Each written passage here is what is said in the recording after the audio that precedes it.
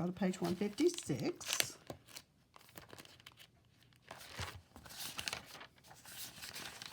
I think you're going to want to copy these notes because that way when you're getting ready to do your classwork online, then you won't have to go back to this video if you need particular help. So we're on 156, 157.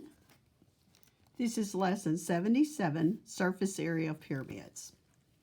Looks like we don't have our geometers, but we can kind of sketch it. An easy one to draw would be a, let's do an equilateral triangle. So I'm going to use the lines of my paper and I'm going to kind of dot it this way. I'm going to make it solid here. Then I'm going to put my apex, the very top of it, up above this. And then that'll put the back of it solid, back of it dotted, and then this side, and I don't see a ruler, so I will just sketch it, and this side as my pyramid. So we have a pyramid that has a base as an equilateral triangle, and we want to be able to cover it. We want to cover, and we look at our surfaces. I have my base, and I have a side over here that's a triangle. I have a side at the front that's a triangle, and I have a side over here that's a triangle. So I can find the area of all of those surfaces. We have the surface area. So total surface area is simply equal to the lateral area, which is those three triangles around here, plus, and we only have one base. Remember when we did a prism, we did our lateral area plus two bases. And so when we were covering this, we covered the four sides. In that case, it was kind of like a cereal box on its side. We did the front and back, which were the same. We did the left end and the right end.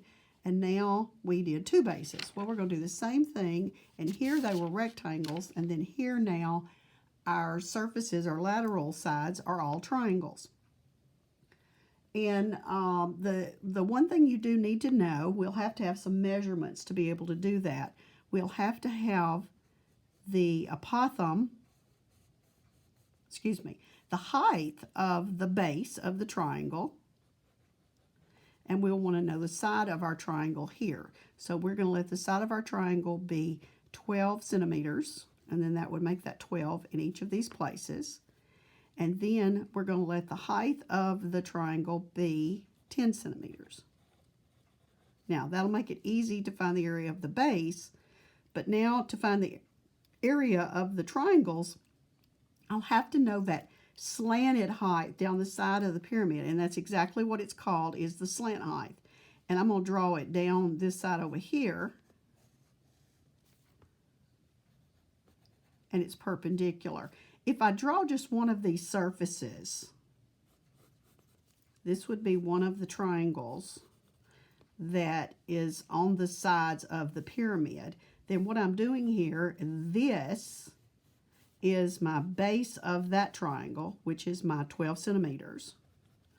But then I'll need to know how tall that triangle is, which will be on the slanted side of the pyramid. So we'll let this be here. And that's called the slant height because it is a height at a slant, and it is perpendicular at the midpoint of the base here, this distance right here. And in this case, we're going to let the slant height be 20 centimeters. So I'll draw the arrow that way. So I need to cover those three triangles. So if I want to do my base, I've only got one of those. And my lateral area, I've got three triangles. Now, because this base is a, I'll say an equilateral triangle. That makes it a regular polygon. Do it like that. Then we only have to do one of them, and we'll have three of them because all three of these triangles, I'll do it like this. All three of these triangles here are going to be the same all the way around. Another way you can do it, and we'll do over on page 157, is draw one that is not regular, and what we would do with that one. So if we're going to do the big B, this equilateral triangle here, we know the area of a triangle is little b times little h divided by 2. So my little b is 12. The height of that triangle is 10 divided by 2. And so when I multiply that, I can do 120 over 2. I can cancel. Either way I go about it, I get 60 square centimeters. Okay, and that's the area of my base. 12 times 10 divided by 2. Now, I need to find the area of each of these triangles that are down the side of the pyramid. Well, I know the base is 12. So let's do base times height divided by 2. The base is 12. The height is 20 divided by 2. Now that's going to be 240 divided by 2, or you can cancel and get 6 times 10. You can, or excuse me, 6 times 20, or you can cancel the 2 and the 10 and get 12 times 10. Either way you go about it, you're going to get 120 square centimeters. Now that's one of these triangles, and we've got 3 of them, and they're all exactly the same. So I've got 120, 120, and 120 square centimeters. Now I had 4 surfaces. I had 3 sides going around the pyramid, and then I have the base of the pyramid. So if we add these up, I've got 120 times 3, which is 360. Let's do it here. Let's say total surface area equals 360 plus 60, which is 420 square centimeters. Okay. Number 2. Let's draw a square base pyramid. That's a pyramid you're used to seeing. I've shown them to you. We talked about it in class. It's like the pyramids that you see in Egypt. So to draw a square without our geometer, we're going to kind of just slant it on its side. See, I guess this one will be dotted. And this one will be solid. And this one will be solid. And then this one will be dotted. Okay. And again, I'm just freehanding that. The center of my square, we're going to say base is a square.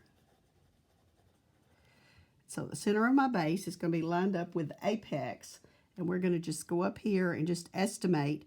I'd go up a little bit higher. I don't want it to be in line with these two because it makes it kind of hard to see all the segments. So I'm going to go up a little bit higher. Without a ruler, I'm just going to freehand it. I've got this one would be solid. This one will be dotted. This one will be solid. And this will be solid. And that's probably more of the pyramid like you're used to seeing. So we'll shade our base. And notice it's a square. And we're going to let that side be 15. Let's let it be inches. So we got 15 inches, 15 inches, 15 inches, 15 inches. And because this is a square, I've got 4 triangles going around this pyramid, this base, and they're all going to be the same. So I need my lateral. I need my slant height on this lateral triangle here. And we're going to let that be, let's use 20 inches. So I can find the area of the triangle. And I have 4 of those, and then I find the area of my base. So we've got total surface area equals lateral area, which in this case is going to be 1, 2, 3, 4 triangles. That's the 4 that go around, and then plus only 1 base. Let's do the base first. That's pretty much easier. Now, a square is simply a parallelogram, which we know is base times height. The base is a square, so it's 15 times 15, which is 225 square inches. Now, the lateral area, I don't know where I put a B there, lateral area is going to be the area of these 4 triangles. Well, if we take this one right here, and they're all the same, we've got, I'll just even sketch it for you. We just pull it off. Ooh, I can't freehand that very well. And we've got a height, which is our slant height, of 20. Oh, by the way, I didn't give you that, but the letter for slant height is L. I usually do it cursive. L, I'll do it like that, is slant height. Because if you don't do it cursive, it kind of looks like a 1, so you have to be careful. So in this case, this is my 20 inches, and that is my L, my slant height. And then my base here is this, which is 15 inches. So one of these triangles is base, 15, times 20, divided by 2, which is going to be 150 square inches. But look, I have 4 of those triangles going around this pyramid. So I've got 150, 150, 150, 150. So that covers each of those 4 triangles.